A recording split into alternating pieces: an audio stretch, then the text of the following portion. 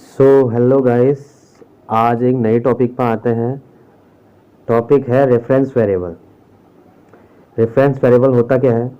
It is an alternate name of already existing variable. ये alternate name है, मतलब एक उसका दूसरा नेम है जो हमने वेरिएबल दिया है, अल्टरनेट नेम है।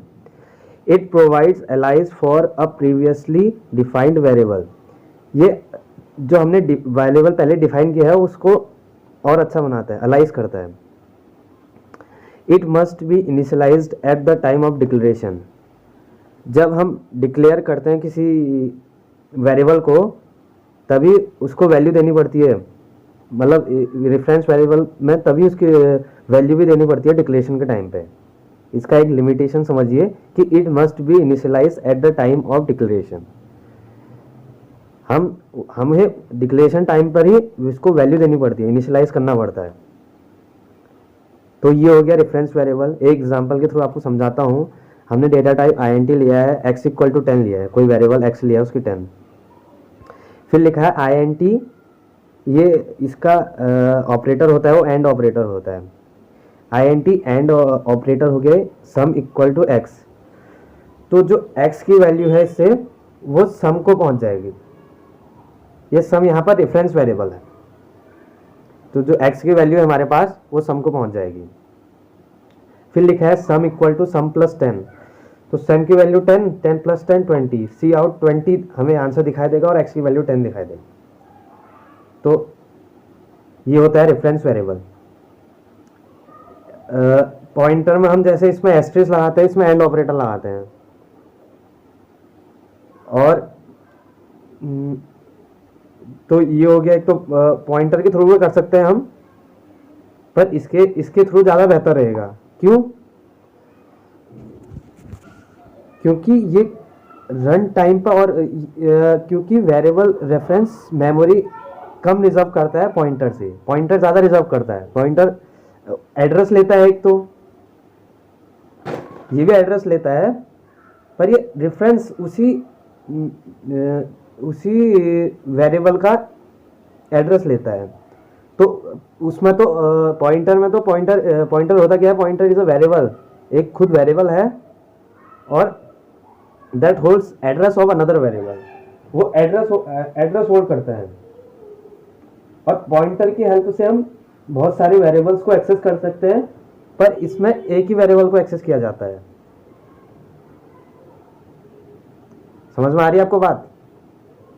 तो ये हो गया वेरिएबल रेफरेंस वेरिएबल। फिर लिखा है you can not change what it refers to. मतलब एक बार जब हमने दे दिया तो उसको चेंज नहीं कर सकते। व्हाट इट रिफर्स टू, जैसे हमने x की वैल्यू सम को दे दी तो हम सम को चेंज नहीं कर सकते। अब जो सम है सम है। It can not be null. दूसरी चीज, ये नल कभी नहीं हो सकती। ये लिमिटेशन सेंस की रेफरेंस वेरिएबल की। एक तो मेमोरी कम रिजर्व कर रहा है, ये तो इसकी वो होगी, एडवांटेज हो गया। पर डिसएडवांटेज भी है इसके कि you can not change what it refers to. जो रिफर्स हुआ है उसे चेंज नहीं कर सकते। And it can not be नल।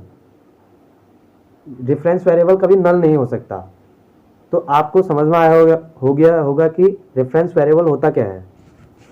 अब बात करते हैं नेस्टेड क्लास। एक अनदर टॉपिक है नेस्टेड क्लास। नेस्टेड क्लास होता क्या है वो पहले समझते हैं। It is a class that is declared in another class. एक क्लास है, वो डिक्लेयर हो रखा है अनदर क्लास के अंदर। एक हमने पहले क्लास बनाया, उसके अंदर डिक्लेयर हो रखा है जो क्लास, उसे हम नेस्टेड क्लास कहते हैं। The nested class is also a member variable of enclosing class. एक मेंबर वेरिएबल कह सकते हैं उस एनक्लोजिंग क्लास का। And has same access rights as other members. इसके पास भी एक्सेस राइट्स हैं जैसे अदर मेंबर्स के हैं। जैसे हमने पहले क्लास का जो पहले क्लास बनाई है उसको एक्सेस करने का राइट है उस मेंबर्स को, तो इसके मेंबर्स को भी एक्सेस करने का राइट है। आप समझ पा रहे हैं मेरी बात? नेस्टेड क्लास ये होता है। फिर इसके सिंटैक्स पर बात करते हैं। सिंटैक्स है इसका, पहले क्लास कीवर्ड लगाते हैं, क्लास नेम 1, एक क्लास ले ली हमने क्लास नेम 1, इसमें क्लास का नाम लिखना पड़ेगा 1। फिर उसके अंदर प्राइवेट डेटा वो आएंगे, पहले प्राइवेट उसके डेटा मेंबर्स, फिर वो पब्लिक में जाएंगे। पब्लिक में जाने के बाद उसके अंदर ही दूसरा क्लास डिफाइन हो रखा है, देखिए क्लास नेम 2, इसे हम कह सकते हैं मेंबर वेरिएबल। एक ये मेंबर वेरिएबल कह सकते हैं इसे। जो क्लास नेम 2 दूसरा क्लास है उसको मेंबर वेरिएबल भी कह सकते हैं। उसके अंदर लिखने हैं हमने डेटा मेंबर्स, ये प्राइवेट होते हैं। पब्लिक मेंबर फंक्शन, जो उसका फंक्शंस जिसको हमने फंक्शंस जिस पे हमने रेफरेंस करना है, मतलब फंक्शंस समझते हैं आप, जिसमें हमें ऑपरेशन करना है वो फंक्शंस वो लिखे जाते हैं, फिर क्लास को क्लोज करते हैं। तो ये हो गया तुम्हारा नेस्टेड क्लास।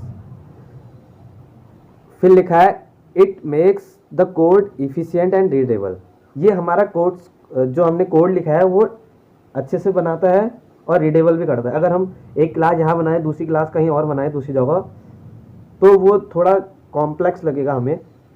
तो अगर हम क्लास के अंदर क्लास ही बना दें, उसके मेंबर और इसके मेंबर अलग अलग होंगे, तो क्लास के अंदर क्लास बना दे तो वो ज़्यादा बेहतर रहेगा।